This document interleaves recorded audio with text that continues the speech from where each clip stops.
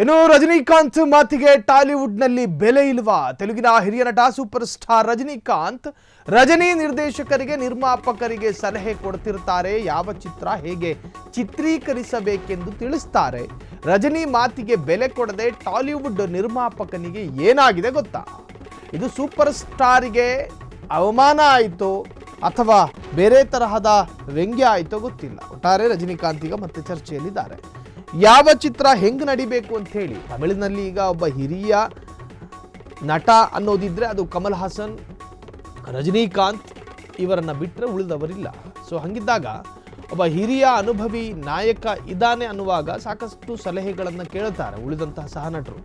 ತೆಲುಗಿನ ಹಿರಿಯ ನಟನಿಗೆ ಮಾತ್ರ ರಜನಿ ನಿರ್ದೇಶಕರಿಗೆ ನಿರ್ಮಾಪಕರಿಗೆ ಸಲಹೆ ಕೊಡ್ತಿರ್ತಾರೆ. ಈ ಚಿತ್ರ ಹಿಂಗೆ ಹೋಗ್ಬೇಕು, ಈ ಆ್ಯಂಗಲಲ್ಲಿ ಇರಬೇಕು ಅಂತ, ಯಾವ ಚಿತ್ರ ಹೇಗೆ ಚಿತ್ರೀಕರಿಸಬೇಕೆಂದು ಕೂಡ ತಿಳಿಸ್ತಾರೆ. ಆದರೆ ರಜನಿ ಮಾತಿಗೆ ಬೆಲೆ ಕೊಡ್ತಾ ಇಲ್ಲ ಇಲ್ಲೊಬ್ಬ ಟಾಲಿವುಡ್ನ ನಿರ್ಮಾಪಕ. ಆ ನಿರ್ಮಾಪಕನಿಗೆ ಏನಾಗಿದೆ ಗೊತ್ತಿಲ್ಲ. ರಜನಿಕಾಂತಿಗೆ ಚಿತ್ರದ ಅನುಭವ ಇದೆ ರೀ. ಅವರು ಕೂದಲು ಬೆಳ್ಳಗಾಗಿದ್ದು ಬಿಸಿಲಲ್ಲಿ ನಿಂತಲ್ಲ, ಅನುಭವದಲ್ಲಿ ಅವರ ಅನುಭವ, ಅವರಲ್ಲಿರುವಂತಹ ಪ್ರತಿಭೆ ಇವೆಲ್ಲವೂ ಕೂಡ ಇದೆಯಲ್ಲ, ನಿಜಕ್ಕೂ ಕೂಡ ಆಳವಾದ ಅನುಭವವನ್ನು ತೋರಿಸುತ್ತೆ. ಅಂತಹ ವ್ಯಕ್ತಿಯ ಜೊತೆ ಸಲಹೆ ಕೇಳೋದಕ್ಕೆ ಸಾಕಷ್ಟು ಚಿತ್ರರಂಗ ರೆಡಿ ಇದೆ. ಈಗ ಟಾಲಿವುಡ್ನ ಪ್ರಮುಖ ನಿರ್ಮಾಪಕರಲ್ಲಿ ಅಶ್ವಿನಿ ದತ್ ಒಬ್ಬರು. ಟಾಲಿವುಡ್ನ ಹೆಸರಾಂತ ನಿರ್ಮಾಪಕರಲ್ಲಿ ಅಶ್ವಿನಿ ದತ್ ಕೂಡ ಒಬ್ಬರು. ಸಾಕಷ್ಟು ಹಿಟ್ ಚಿತ್ರಗಳನ್ನು ನಿರ್ಮಾಣ ಮಾಡಿದ್ದಾರೆ. ದತ್ ಸಾಕಷ್ಟು ಹಿಟ್ ಚಿತ್ರಗಳನ್ನು ನಿರ್ಮಾಣ ಮಾಡಿದರು. ಅಶ್ವಿನಿ ದತ್ ರಜನಿಕಾಂತ್ ಅವರ ಆಪ್ತ ಸ್ನೇಹಿತರಲ್ಲೂ ಒಬ್ಬರು ಅವರು.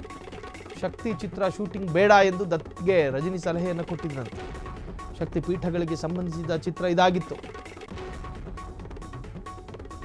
ಅಮ್ಮನವರ ಹೆಸರಲ್ಲಿ ಚಿತ್ರ ಬೇಡ ಎಂದ ರಜನಿ ಸಲಹೆ. ರಜನಿ ಮಾತು ಮೀರಿ ಚಿತ್ರ ನಿರ್ಮಾಣ ಮಾಡಿದ್ದಕ್ಕೆ ಲಾಸ್ ಆಗಿದೆ. ಅಮ್ಮನವರ ಚಿತ್ರ ಬೇಡ ಅಂತ ಹೇಳಿದ್ರಂತೆ. ದತ್ಗೆ 25 ಕೋಟಿ ರೂ ನಷ್ಟವಾಗಿದೆ. ರಜನಿಕಾಂತ್ ಹೇಳಿದ್ರಂತೆ ಅಮ್ಮನ ಚಿತ್ರ ಬೇಡ ಅಂತ ಹೇಳಿ. ಅವರು ರಜನಿಗೇನು ಗೊತ್ತು, ನನಗೆ ಗೊತ್ತಿದ್ದಷ್ಟು ಅಂತ ಅನ್ಕೊಂಡು ಮಾಡಿದ್ರು 25 ಕೋಟಿನ ಲಾಸ್ ಮಾಡ್ಕೊಂಡವ್ರೆ. ರಜನಿ ಜೊತೆ ಸಾಕಷ್ಟು ಜನ ಸಲಹೆಯನ್ನು ಕೇಳ್ತಾರೆ. ಆದರೆ ಈ ನಿರ್ಮಾಪಕನಿಗೆ ಆ ತರಹದ ಒಂದು ಹವ್ಯಾಸ ಇಲ್ಲ. ಸೊ ಹಾಗಾಗಿ ಸಲಹೆಯನ್ನು ಕೇಳಿಲ್ಲ, ಚಿತ್ರೀಕರಣ ಮಾಡಿದ್ರು, ಅದರಲ್ಲಿ 25 ಕೋಟಿ ನಷ್ಟ ಆಗಿದೆ.